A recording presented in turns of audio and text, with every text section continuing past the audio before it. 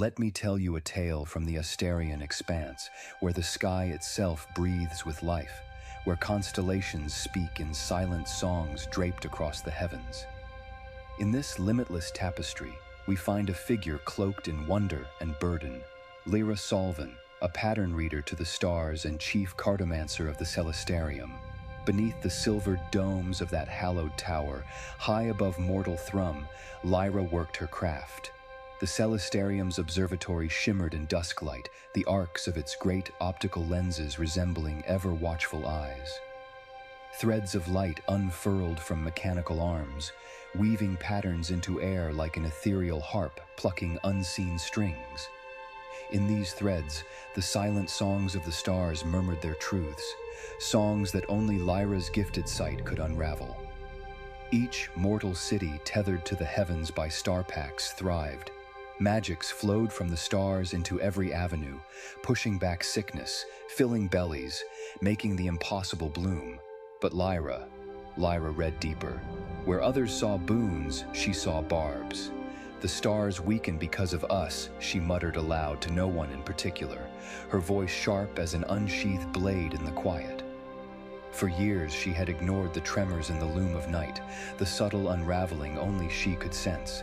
But as she gazed from her perch over the sprawl of Aurealis City, its wondrous powers fueled by bound constellations, her heart thudded, heavy with realization.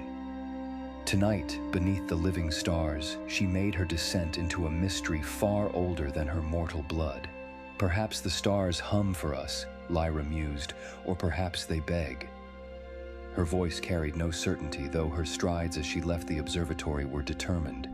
Beneath the Celestarium lay the Codex vaults, sealed repositories of knowledge, most ancient and protected by rites written in languages forgotten. Here, Lyra descended, twisting locks of light and whispering invocations into the heavy air.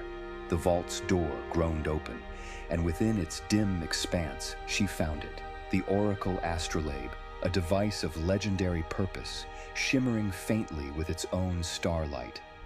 A deep unease flooded her as she turned the astrolabe's dials, rearranging constellations in miniatures, tracing dormant veins in the heavens.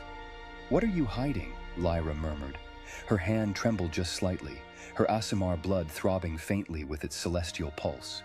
As the astrolabe clicked perfectly into a new alignment, sparks of starfire erupted, revealing the long-sought truth.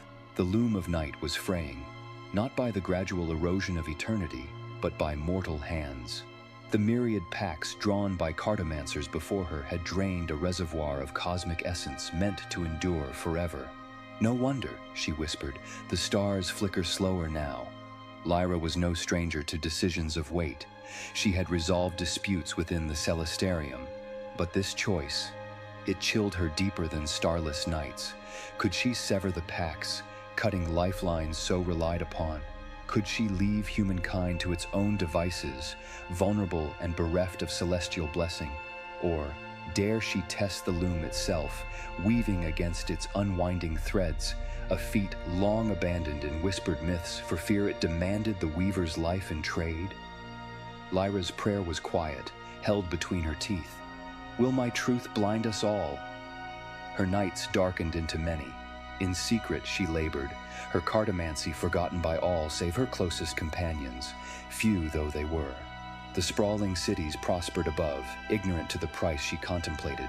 The morning she attempted her first rebinding, the stars fell silent. A sapphire glimmer, brightest in all the Asterion Expanse, dimmed to a ghost, and Lyra shattered. Tears streaked across her cheeks. "I've failed you," she sobbed into her cup that night. "Not only your light lost, but my will squandered." Then came the voices of the Celestarium Council. They chastised her for withdrawing from her duties while complacent in their pacts.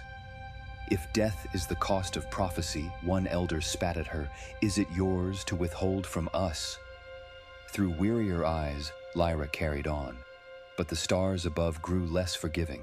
A chill swept the continent unnaturally, and falling sickness seeped unchecked into prosperous avenues. One eve, with the Loom visible in harsh formation overhead, Lyra, desperate to correct her blunder, considered an unimaginable.